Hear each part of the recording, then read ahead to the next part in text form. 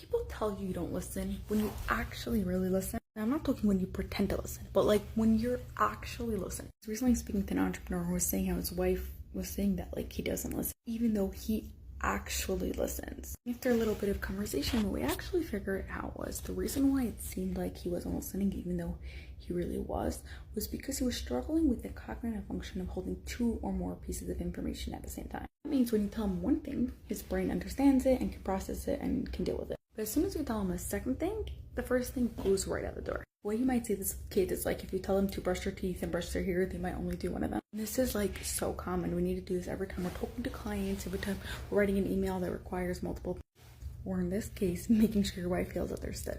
You can get better at it by training your brain to hold two pieces of information at once. So give yourselves 2 things to do right now without writing it down and do it. Once you remember that and you're good at it, add 3 things.